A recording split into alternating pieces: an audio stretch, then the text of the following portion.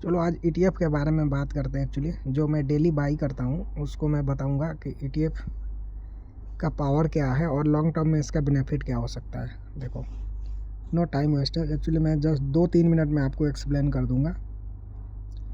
देखो, मेरा अभी पोर्टफोलियो है समथिंग 68,000 का, जिसमें से मैंने 6 CDSL बाई किया है। कोल इंडिया एक क्वांटिटी है, HDFC स्मॉल कैप का 2 ETF है, IOC है 2 है। एक्चुअली ये दो क्वांटिटी इसलिए दिख रहा है कि ये बेस्ट प्राइस पे जब आएंगे उसके बाद इसको बाई करूँगा। जब तक के लिए मैं अभी करंट में ओनली ETF बाई कर रहा हूँ, जो निफ्टी बीज है, जो कि अभी मेरे पास 215 क्वांटिटी है, समथिंग 58,000 इसमें मैंने इन्वेस्टमेंट कर रखा है। इसमें देखो, आज हम लोग जो बात करने वाले हैं स्मॉल कैप ETF के बारे में बात करेंगे। Small cap ETF long term के लिए बहुत अच्छा है।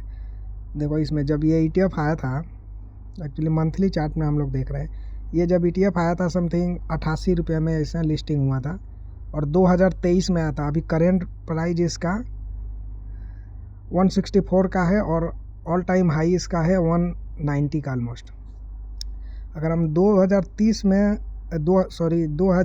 में अगर हम लोग इन्वेस्ट किया होता, इसमें पैसा ऑलमोस्ट डबल कर दिया होता पैसा।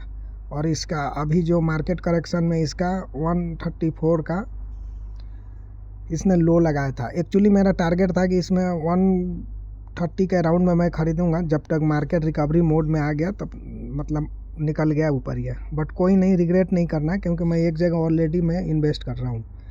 तो अभी इसका मार्केट जो है, अभी सितंबर से लेकर अभी तक करेक्शन मोड में था, बट रिकवरी देखो कितना जल्दी 3 महीना के अंदर में ही रिकवरी कर लिया है। तो ज़्यादा जिसको समझ में नहीं आती है ना, उनको ETF ही बाई करना चाहिए। ETF is the best way to invest in market. So always buy ETF for long term. हमें ETF ज़रूर बाई करना चाहिए। जितना भी पैसा हो, 1-2 क्वांटिटी का, 2 क्वांटिटी का आप बाई करते रहो।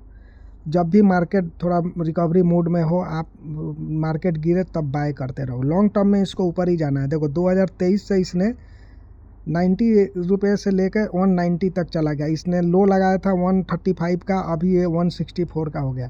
ये आपको पता भी नहीं चलेगा, 10 साल 15 साल 5 साल के बाद ये 500 का हो जाएगा, पता भी नहीं चला। तो सोचो मत, इसको बाई करो ओनली। अब मेरा तो ये मौका एक्चुअली निकल गया, बट थोड़ा करेक्शन का वेट कर रहा हूँ। करेक्शन आएगा, मैं इसमें बाई कर लूँगा इसमें। बट ETF को ऑलवेज बाई करो। सोचो मत कि कल बाई करेंगे, परसों बाई करूँगा। डीमैट अकाउंट खोलो और कोई भी डीमैट अकाउंट ओपन करके बाई करना है स्टार्ट कर दो।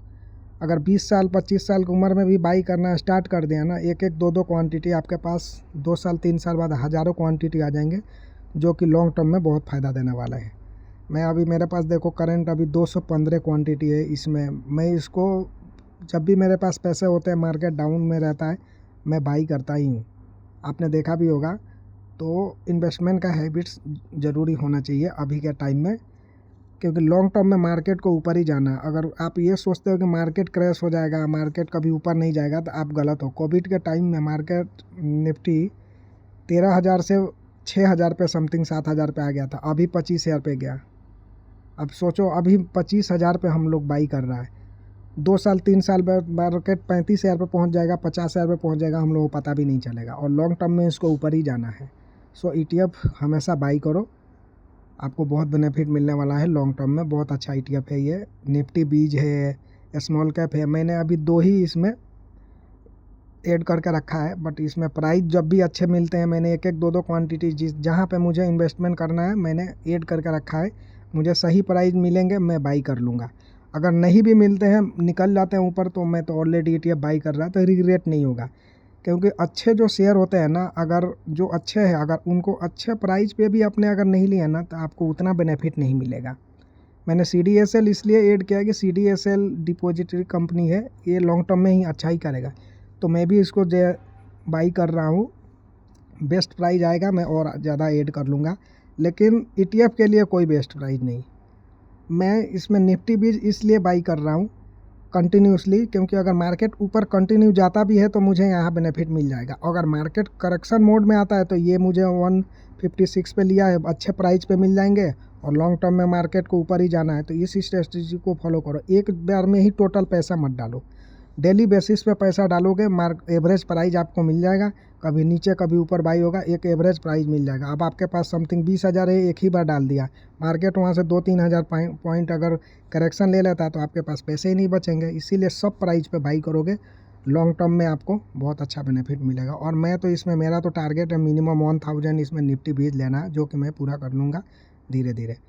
तो ज़्यादा सोचना नहीं है इन्वेस्टमेंट करने के लिए। इन्वेस्टमेंट करने के लिए एक्चुअली एक डीमैट अकाउंट लगता है, और आप सोचते हो लाखों रुपये लगता है, ये बिल्कुल गलत है। आपके पास 1000 रुपया है, 1000 रुपया डाल दो, फिर कभी आपके पास 500 आए डाल दो, और सेविंग होते रहेंगे आपका पैसा, और मार्केट में भी इन्वेस्ट रहेगा।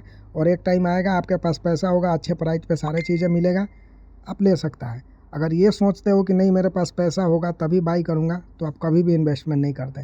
क्वांटिटी एक लो, बट स्टार्ट कर दो। स्टार्ट कर लोगे आप, उसमें इंटरेस्ट लेना शुरू कर दोगे। इंटरेस्ट लोगे तो आपके पास जो पैसे आएंगे, तो आपका माइंडसेट उस टाइप का बना रहेगा कि नहीं, इसमें अगर मेरे पास 500 रुपये है तो चलो 2 क्वांटिटी ले लेते हैं, 100-200 रुपये खर्चा करेंगे।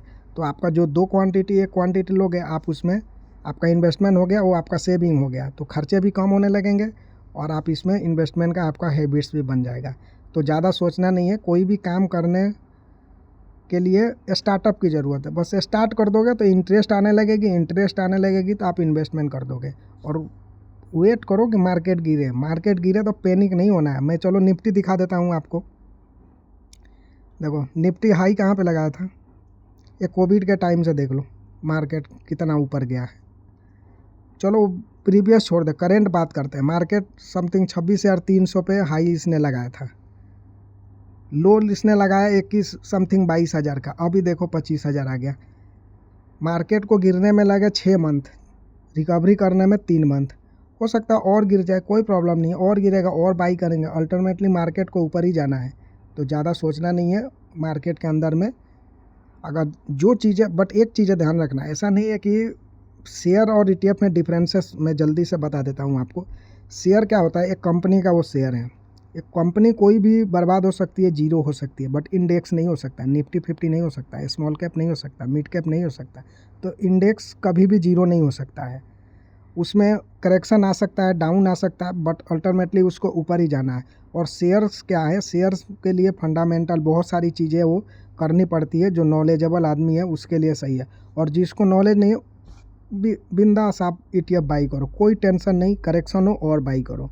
जितना नीचे पर बाई करोगे उतना ही आपका एवरेज प्राइस मिलेगा और प्रॉफिट ज़्यादा होंगे आपको। और शेयर्स में क्या होते हैं कि एक शेयर्स अगर आपने 1000 रुपया में ले लिया तो 200 में ही आ सकता है, 200 से वो 2000 भी जा सकता है। शेयर्स में भी पावर है, बट शेयर में रिस्क बहुत ज़्यादा होता है, क्योंकि उसमें आपके पैसे फंस सकते हैं लॉन्ग टर्म के लिए। और ETF में आपको एक स्टेबल रिटर्न आपको मिलते रहेगा लॉन्ग टर्म में। तो जिसको शेयर खरीदना, शेयर भी खरीदे, अच्छे क्वालिटी का शेयर। जैसे कि मैं एग्जांपल आपको दे देता हूँ, यस बैंक जो था 500 पे ट्रेड हो रहा था, अभी 20 रुपया पे ट्रेड होता। 500 पे अगर लाखों रुपये आप डाले होते तो आपका 10,000 भी नहीं बचा होता। तो वही सब चीज़ें हैं।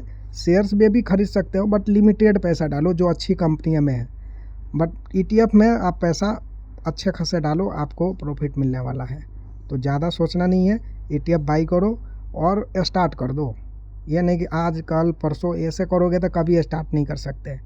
बस स्टार्ट करना है, ऑटोमेटिक सब चीज़ें होने लगेगी। बाकी बस यही बताना था। ETF मैं तो बाई कर रहा हूँ, आप लोग भी स्टार्ट करो। ये बहुत अच्छी हैबिट्स है ETF बाई करना, जो कि लॉन्ग टर्म में हमको बहुत बेनिफिट देगा। Thank you.